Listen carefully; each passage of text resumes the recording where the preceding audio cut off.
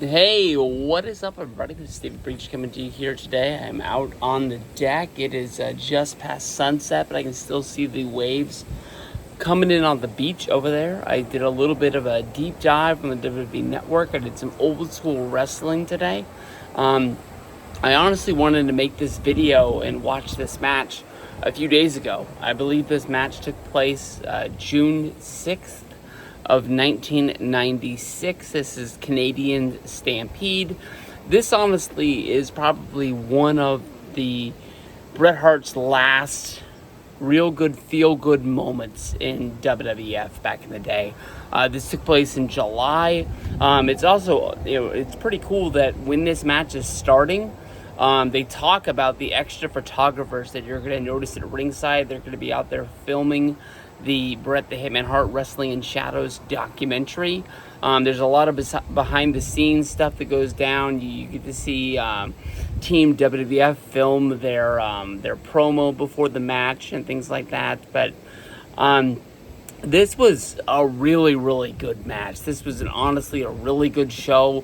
If you go back right before the WWE Network came out in 2013, I did a video, top 5 shows to watch once the WWE Network is going to come out. That's because I knew that, with you having so much at your fingertips, even if you're a DVD collector, it's going to be so hard to pick shows on what you want to watch because you're just looking at this vast library of stuff to go down. And I'm sure that this match is on the Heart and Soul Dynasty DVD that came out roughly 2012. It's sort of like a documentary on the Hart Foundation, the Hart family, and it was a pretty good watch back in the day, but I haven't checked it out in a while to be completely honest. But it's got to be on there because it's probably one of the best Hart Foundation, Hart family matches that there is out there. This show came to you live from Calgary, Alberta, Canada, deep in the crazy part of the world that the WWF was back in 1996. And as somebody who was watching back in the day, you could tell like when they would go and have a show in the United States. WWF guys were the baby faces and the Hart Foundations were the heels. When they would have a show in Canada, it would be complete opposite. The whole world would be turned upside down. But it wasn't like they did a normal like Canadian tour where they were there. It almost seemed like as you were watching each and every week, watching Raw, like they were bouncing back and forth. Like, did they plan this out ahead of time? How did they know that the Hart Foundation was going to be such baby faces in Canada when they planned on having these pay-per-views, especially this one? The show opened up, and it reminded me a lot of like an old Saturday night's main event. You've got the King, you've got JR, and you got Vince McMahon. They're sitting there at ringside wearing their cowboy hats, and the crowd is hot. Honestly, it's an in-your-house show. In Your Houses only ran for 3 years. 3 years of In Your Houses, and where they've come since the days of like 1994, 1995. Those first ones when they were glorified house show matches with matches edited out of them. It was a bargain. Only $20 to get a WWF show on pay-per-view. It was only 2 hours. It was like getting an extra edition of Raw that was like jam-packed. A lot of the main events might have been like tag team matches, but at least like you got to see Shawn Michaels, you got to see Diesel. They would have some sort of a championship match on there, and storylines would come together and culminate there. But I think this being the last year of the In Your Houses, the old school In Your Houses walked. So the pay-per-views of the future would run. I mean, to remember the glory days of, getting a WrestleMania, a Royal Rumble, a SummerSlam. When King of the Ring came out, that was just like, oh, we get an extra show in there. And then, In Your Houses come, and they get to the point where they're running a pay-per-view almost every month. So there's really no downtime for anything that's going on in there. So really cool. But by the next year, they have phased out the in your houses. They've gotten rid of the name because of the fact they want to sort of get rid of like the bargain name that goes along with the show to make you think that you got to pay the $40 or whatever the pay-per-views, $35 we're going for at a time. This time in wrestling, I mean, Bret the Hitman Hart's days in the WWF are coming to a close. He's not really getting along with Stone Cold Steve Austin. He doesn't really understand the way the world is working anymore, especially in America. Stone Cold Steve Austin, of course, was the guy who challenged Bret the Hitman Hart to come back after he lost the Iron Man match. They had a match at the Survivor Series. They had the WrestleMania submission match, and so like he's one of like the foes that Bret the Hitman Hart has, and he doesn't like it that each day that goes by, he's booed a little bit more. He's not cheered. He's not looked at. He's like the golden boy of the WWF. And Stone Cold Steve Austin, a guy who cheats, swears, drinks, just basically gets showered by WWF fans as being one of the best there is in the business today. And Bret really doesn't get it. The Hart Foundation at this time are doing everything they can. Bret is not the champion at this point. I believe Undertaker is the champion because Undertaker has a match against Bret the Hitman Hart at SummerSlam the next month. But this show is basically the Hart Foundation, which is Bret the Hitman Hart, Owen Hart, Jim the Anvil Neidhart, Brian Pillman, and the British Bulldog.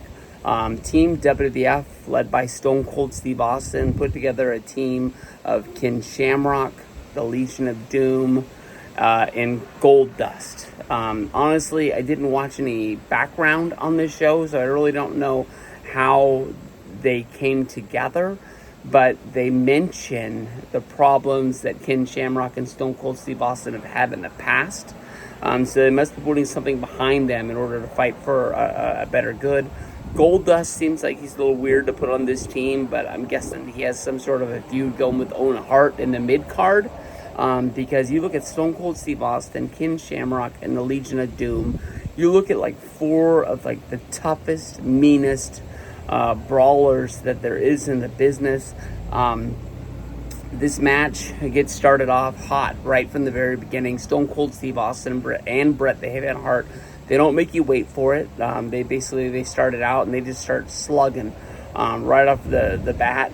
And the match is going like a normal match until there's a close pinfall and they have to break it up, which it turns into like a 5-on-5 skirmish inside of the ring.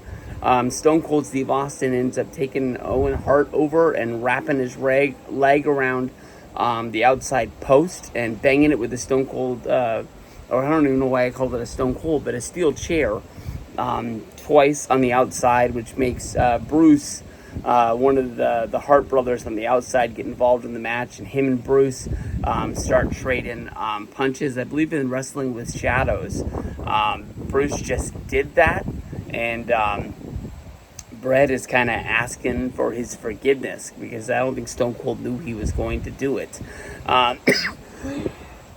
It was great that Steve recognized who he was and didn't just start putting a whooping on him on the outside.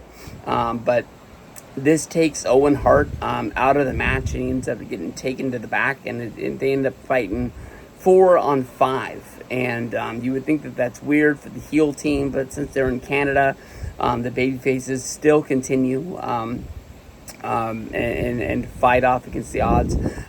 Same thing almost happens at another point where there's a big skirmish inside of the ring, and Bret Hart takes Stone Cold Steve Austin over to the ring post, and he's going to get his comeuppance, and he wants to get revenge for Owen. Wraps his leg around the post, bangs it twice, and then basically puts a figure 4 on around the ring post, and that takes Austin out, which is kind of surprising because I guess they don't really know the character that Stone Cold Steve Austin is. A year from there, definitely 2 years from now, 3 years from there, there's no way in the world Stone Cold Steve Austin is leaving any match hurt. He's going to continue until the ref rings the bell, but They actually help him to the back. He doesn't stay back there all that long before he comes running back down, and he jumps up on the apron, and he just jumps into the ring at one point. You don't even really get acknowledged that he's back out there unless you're kind of looking for him. It brings it back to being a 5-on-4 attire. At that point, Owen comes running down to break up a thing for his knee to be messed up so bad that he's taken to the back for 10 minutes.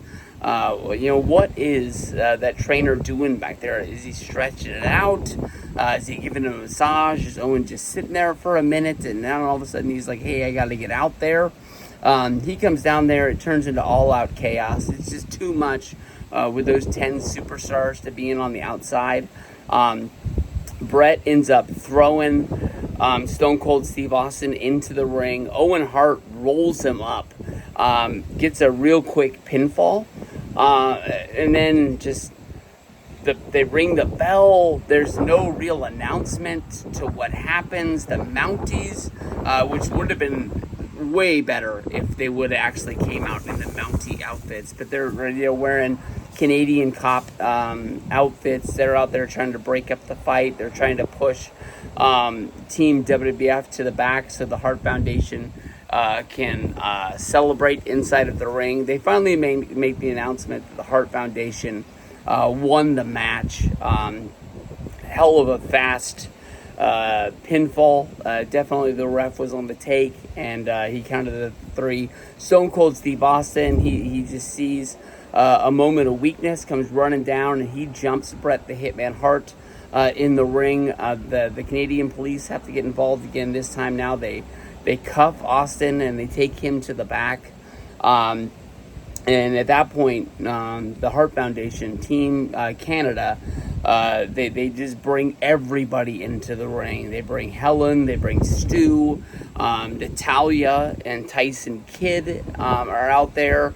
At their young age, they got to be in high school at this point, I would guess. But the whole, Hart Foundation gets to bask in their glory of getting the big win here at the Canadian Stampede. I highly recommend watching this show. At the next month, Bret the Hitman Hart is going to win the WWF Championship. That's his last title win in the WWF. But that storyline and that match is more setting up the Hell in the Cell for Shawn Michaels and The Undertaker. This kind of is the last real look at me moment for Bret the Hitman Hart and the WWF, and where he would go from there, jumping to WCW. There was a few times when he was on top. He had some big matches there, but nothing really true normal wrestling fans at the time really remember. I remember the Benoit versus Bret match from Kansas City, the first time that they went there after the Owen Hart tragedy. That was a big moment. But off the top of my head, I can't really remember Bret winning the WCW title. I know he won a big tournament. I don't know if that tournament concluded at Starrcade or not, but I don't know. This probably is the last big moment in Bret the Hitman Hart's career that was really, really big. So I would say check this out sooner than later. Hopefully you'll take my recommendation. Great match, great moment, great time period in WWF.